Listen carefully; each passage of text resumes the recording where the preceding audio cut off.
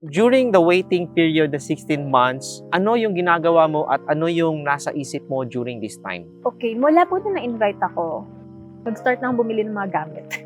Nag-start ka Dadalhin ko bumili ng dito, gamit? opo. Oh, okay. Akala ko mga gamit sa Pilipinas. So, mga dadalhin mo dito? Dadalhin ko po dito. Bale, syempre, yung mga pangginaw, mga ganon. Tapos doon ako nag-start mag-prepare. Sabi ko, kailangan kong pumunta kung makapasok sa company na may connection sa Australian company. So, nag-apply ako ng work. So, kahit invitation pa lang, ha? Opo, nag-apply na po ako. Wow, you really were preparing your way. Yes. Yung confidence level mo na mag-grant ka through the roof. Opo. Please explain why. Siguro, parang hindi naman siya ibibigay sa akin kung hindi siya para sa akin. Yun yung nasa isip ko. And you were confident na talagang ibibigay sa'yo. Opo, ibibigay talaga siya. Hindi niya ako i-direct doon kung hindi ito yung para sa akin. Right, so basically pagdating mo dito, it wasn't that hard for you looking for a job anymore. Pagdating ko po dito, may job na ako. Wow, okay. So talagang ready. Opo.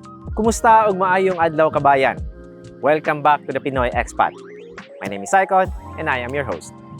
Dito sa Pinoy Expat, pag-uusapan natin ang iba't ibang aspeto ng buhay ng Pilipino sa ibang bansa. Ngayong araw kasama natin si Francie, isang electrical engineer na matapos mag-antay ng halos 2 taon ay finally nabigyan na ng permanent resident visa dito sa Australia. Samahan niyo ako at pakinggan natin ang kanyang kwento. Francie, good afternoon. Thank you for being here. Thank you for giving me the opportunity na ma-interview ka at ma-share yung kwento mo. Thank you for having me po. So, how do you find living in Sydney so far, in Australia so far? Sa akin, okay po siya. Nag-enjoy po ako kasi, pangarap ko kasi siya. Kaya siguro po ganun. And dumating ka dito on a permanent resident visa. Yes po. Now, binanggit mo earlier that you're an only child. Yes po. And wala kang kilala dito, wala kang relatives. Grabe, ang tapang mo. Ganun po siguro talagang mga only child. Ano ba yun? Is that medyo, ano bang ibig sabihin yan? Marebelde or like risk taker? Siguro po, in a sense na only child ka, parang alam mo sa sarili mong wala kang tatakbuhang iba. Parang kailangan ikaw mismo magpursige sa sarili mo.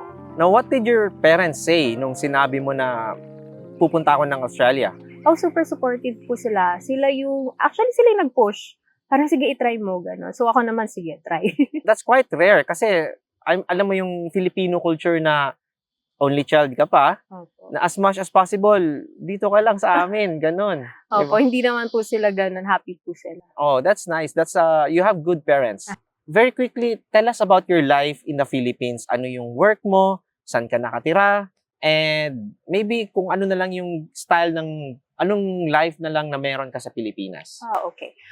Sa Philippines po, I live with my parents. I've worked for, I think, 7 years sa Pinas. 5 years doon as in QS, Quantity Surveyor for Electrical. Tapos, 1 year din doon yung first job ko sa manufacturing. You sound like you work for engineering. Yes. Anong klaseng engineer ka ba? Electrical engineer. Electrical engineer. So, only child, nakatira sa bahay ng parents, and then may car ka and everything. It sounds like parang ang sarap ng buhay mo sa Pilipinas. Yes, masarap. Siguro, my whole life, yung buhay po namin, we've lived very well. Sabihin ko, yung parents ko, my dad provided for everything. Yung mom ko, housewife. So, maayos yung buhay namin. Kumbaga, wala ka nang hahanapin pa. Opo, parang ganun po. But still, you chose to move to Australia. Yes. Ano yung motivation mo coming here given that masarap na yung buhay mo sa Pilipinas? Number 1 motivation siguro, yung quality of life. Ibang-iba kasi siya sa Pilipinas. Siguro, secondary na din yung financial.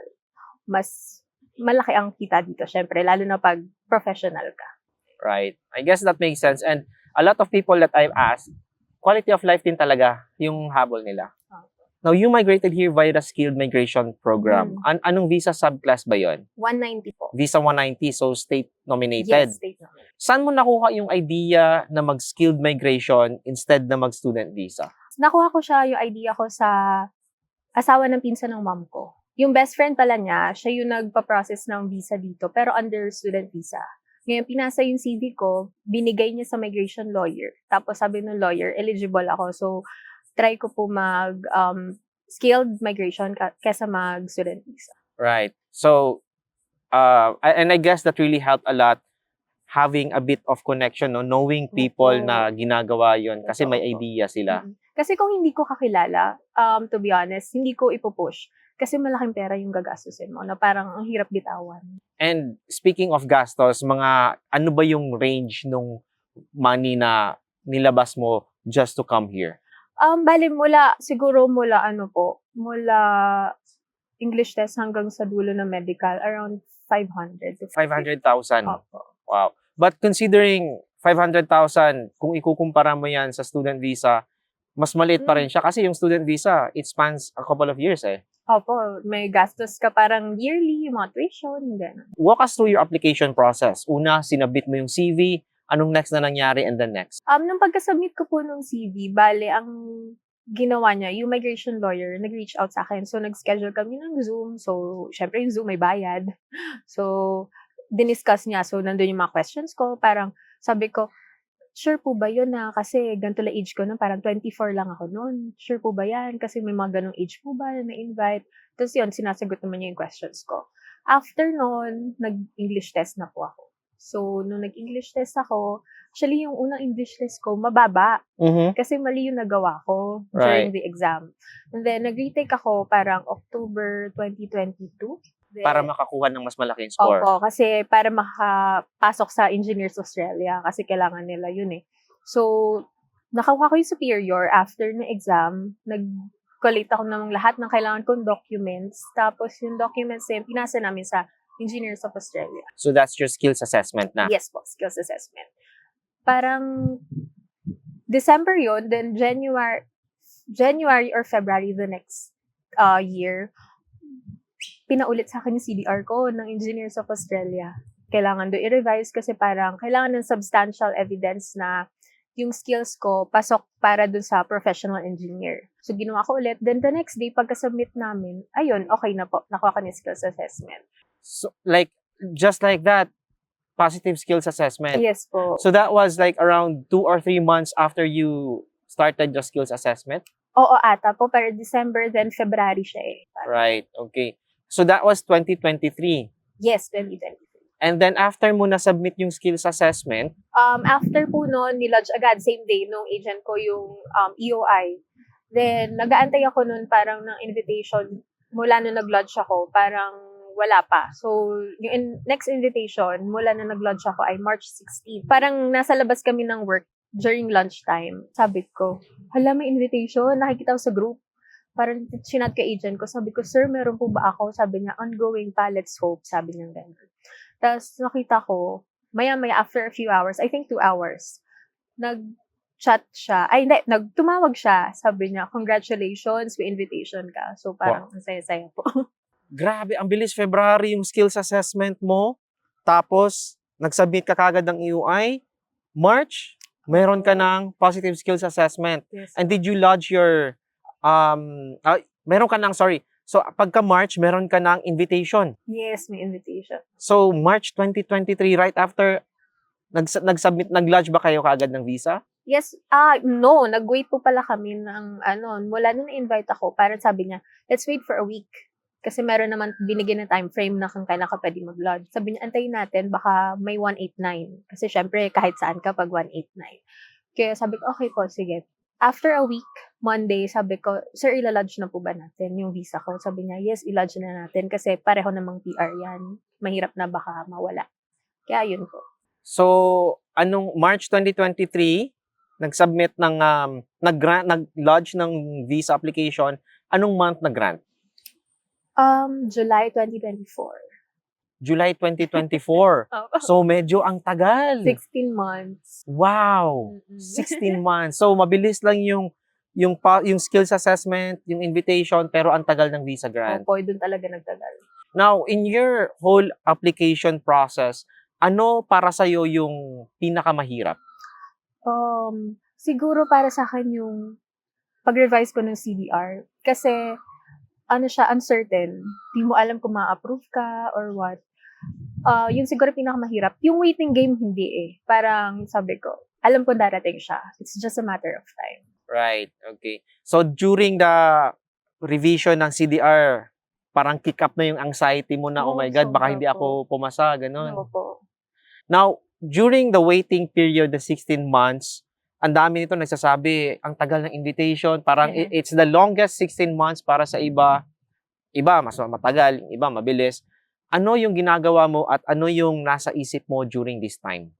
Okay, mula po nung na-invite ako, nag-start na akong bumili ng mga gamit. Nag-start ka Dadalhin bumili ko ng dito, gamit? opo. Oh, okay. Akala ko mga gamit sa Pilipinas. So, mga dadalhin mo dito? Dadalhin ko po dito. Bale, syempre, yung mga pangginaw, mga ganon. Tapos doon ako nag-start mag-prepare. Sabi ko, kailangan kong pumunta kung makapasok sa company na may connection sa Australian company. So, nag-apply ako ng work. So, kahit invitation pa lang, ha? Opo, nag-apply na po ako. Wow, you really were preparing your way. Yes po. Okay. So, anong tawag dyan? During this time, nag-a-apply ka, invitation pa lang to. Oh my God, I can't imagine myself. Parang, yung confidence level mo na mag-grant ka through the roof. Opo. Please explain why. Siguro, parang hindi naman siya ibibigay sa akin kung hindi siya para sa akin. Yun yung nasa isip ko. And you were confident na talagang ibibigay sa'yo. Opo, ibibigay talaga siya. Hindi niya ako i-direct doon kung hindi ito yung para sa akin. So, nag-prepare ka na, bumili ka na ng gamit, mga panglamig. Ano pa yung ibang preparations na ginawa mo? Did you do any sort of like mental preparation? Siguro sa mental, mas prepare ko yung sarili ko na parang, wait lang, ano nga ba yun? Parang expect the worst, but hope for the best. Yeah. Kasi, syempre, pag dumating ka dito, wala kang work. So, expect mo na wala kang work pag dumating ka, kaysa naman sabihin mo, ay, hindi, meron yan. Parang yun po yung naging ano ko. So, you were expecting the worst and but hoping for the best. Yes po. And the worst na nasa isip mo pagdating mo dito, wala kang trabaho. Yes po. Now, ano yung ginawa mo to prepare yourself for that na kung sakali pagdating mo dito, wala kang trabaho? Ano nga bang ginawa ko? Like you said, may binanggit ka kanina, during the invitation pa lang, nag-apply ka na ng trabaho. Yes po. Nung nag-apply ako ng work, di ba March ako na-invite po. So, pagdating ng August, nakalipat na ako ng work. Yung company na pinagtatrabuhan ko nung time na yon, nung nilipatan ko, part po siya ng CIMIC group of companies, which is a big group of companies dito ng mga general contractor. So, yung mga gumawa ng metro, city metro, yun yung ginawa kong stepping stone para sabi ko, magkaroon ako experience. So, nung na-invite ka, lumipat ka sa companies sa Pilipinas na may connection dito sa Australia. Yes. Oh my God, ang galing. Talagang napaghandaan mo lahat. Opo. Now, pagdating mo dito, did you even have to apply for work or nilipat ka lang ng office? Anong nangyari? That was the initial plan. Ilipat po nila ako. However, nung time na nag-grant na ako, so nagsabi ako, nagkaroon ako na interview with a sister company nila. Kasi hindi siya nag-push. Parang siguro hindi ako hinahanap nila. Parang ganun po. Right. Okay. And then, so anong nangyari? Pagdating mo dito, nag-apply ka uli or? Hindi po nangyari kasi parang noong time na alam kong hindi ako makukuha, nag-apply ako. Pero walang nag-push through sa lahat ng applications ko. As in, Right. zero. Ang ginawa ko, yung kaibigan ko, kilala ko po, meron na kasi siyang work, nandito na siya, tapos may work na siya. Then, yung isang company na nag-reach out siya, doon na po, binigyan niya yung email nun, doon ako nag-apply. Right. In-email ko yung director. Wow, diretso sa director, no? Opo. Right. So, basically, pagdating mo dito, it wasn't that hard for you looking for a job anymore. Pagdating ko po dito, may job na ako. Wow. Okay. So, talagang ready. Opo. So, pagdating mo dito, anong day ka exactly dumating? Ano yung date? October 8, 2024 po. October 8, 2024, and then nagtrabaho ka na agad the next day or? Hindi po. Thankfully yung company, willing naman sila mag-wait. So, October 21st po ako nag-start. Right. Pero it wasn't a really long time waiting, no? Well, sa bagay, kasi may trabaho ka na agad. Opo. And that's really admirable kasi talagang hinanda mo lahat. You really prepared everything. Opo. Kailangan kasi 3 months lang binigay sa akin to make my first entry. Right. Yun lang po. From grant to first entry, kailangan makarating ako within 3 months. In 3 months. Unlike no iba, 1 year, 5 years, and 3 months lang po. Why do you think na 3 months lang ang binigay sa iyo? Baka kailangan lang nila yung experience ko po dito. Yun lang po siguro. I guess so. Siguro, it makes sense na binigyan ka nila ng visa. If you can't come within this time period, ibibigay namin sa iba. Parang ganun siguro. Opo, siguro nga po. Now that you're here, would you say that Australia is exactly what you expected or hoped it would be? I wouldn't say so. Kasi super chill lang pala dito. Okay. Ano ba yung expectation mo? Parang inisip ko sobrang busy ng mga, pero busy naman po sa city, pero iba yung napipicture out ko. Baka na-compare ko lang din kasi nung nag-US kami, parang ang busy-busy ng mga tao. Dito, parang ang chill lang din po nila. Right. Wala, yun na nga, pinagmamalaki dito yung work-life balance. What about yung environment, yung mga tao? Did you have any certain level of expectations with regards to, people, the environment, ganun? Parang wala naman po akong certain expectations. Ang in-expect ko lang, malinis talaga siya. Right. Tapos, hindi ko in-expect na sobrang ganda ng public transport. Kung ikukumpara mo sa Pilipinas. Opo. Right. Okay. Let's talk about your adjustment period. You've been here for less than 4 or 5 months. Would you say that you're still adjusting or medyo nagamay mo na ang Australia or ang Sydney at least? I would say nasa adjustment period pa po ako, especially working with a lot of locals kasi walang Pinoy.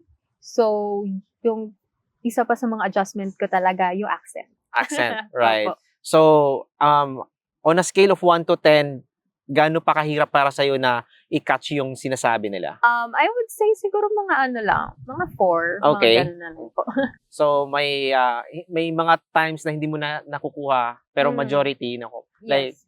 G'day, how you going? Parang ganun. Irish kasi yung boss ko eh. So Ay, naku, mas mahirap. Oo. Irish Australian. Oh, yeah. No, I can't even picture that out. Sobrang hirap niyan. Opo. What about naman sa actual work? Was it similar to what you're doing in the Philippines or malayo? How was it? Definitely not similar kasi lumipat po ako ng field. So, from Philippines as quantity surveyor, so kami nag-estimate ng mga materyales, gano'n.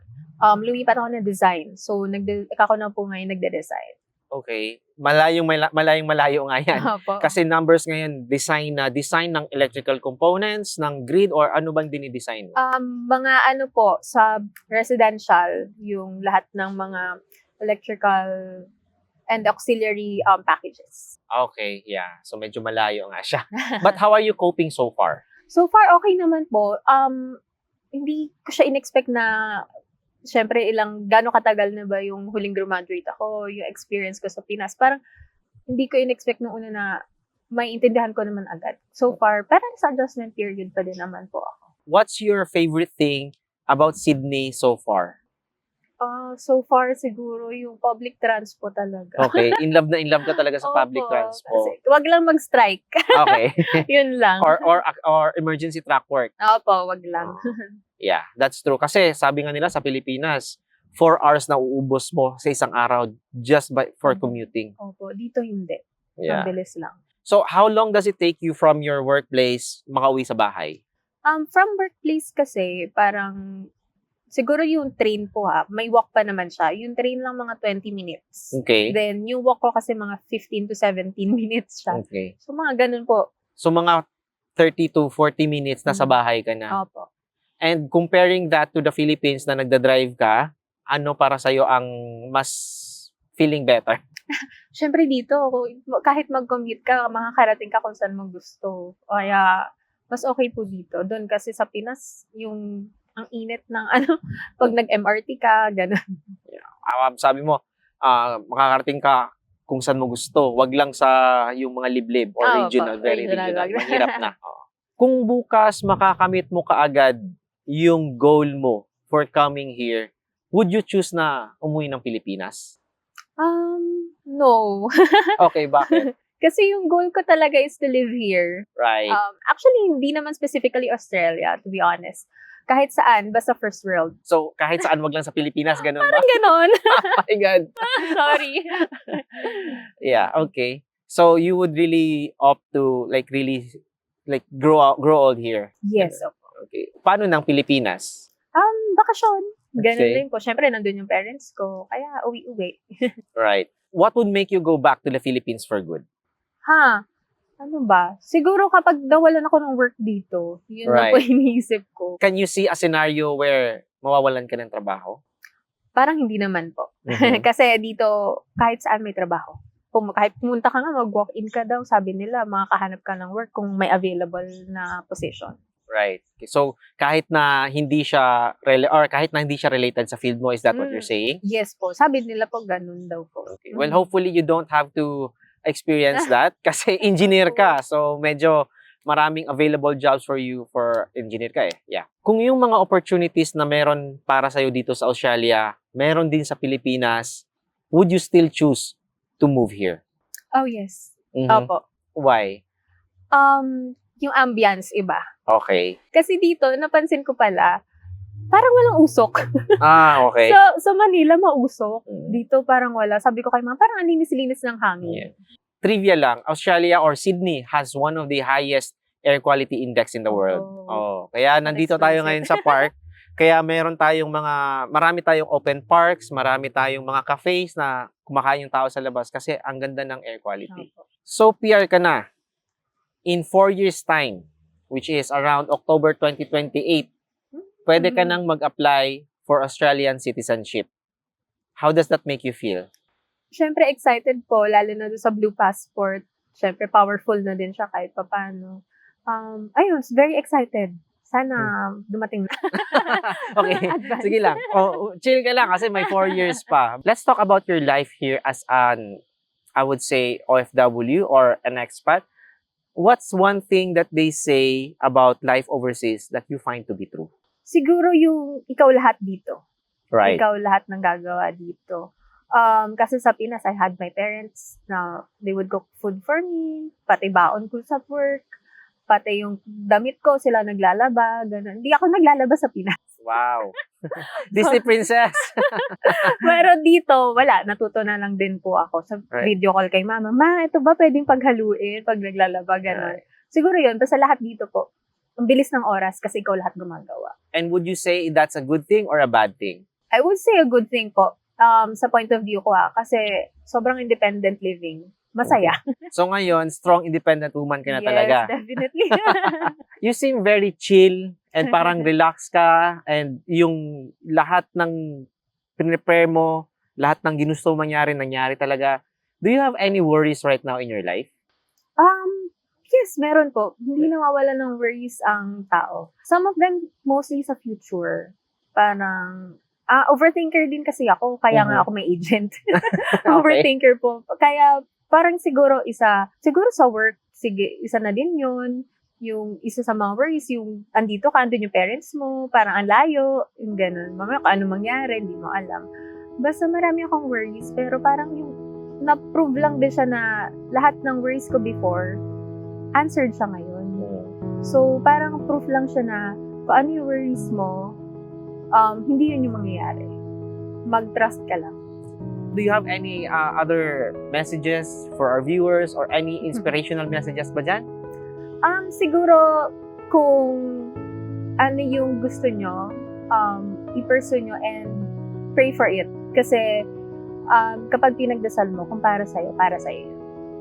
That's it. Well, thank you so much, Franche, for your time. Thank you din po. Thank you for your inspiring story and giving me the opportunity to share it. Well, there you have it, guys. That's another wonderful episode here with Franche. Thank you for watching. If you want more episodes like this, make sure to follow us on YouTube, Facebook, and on TikTok. Once again, my name is Icon, and you're watching The Pinoy Expat. See ya!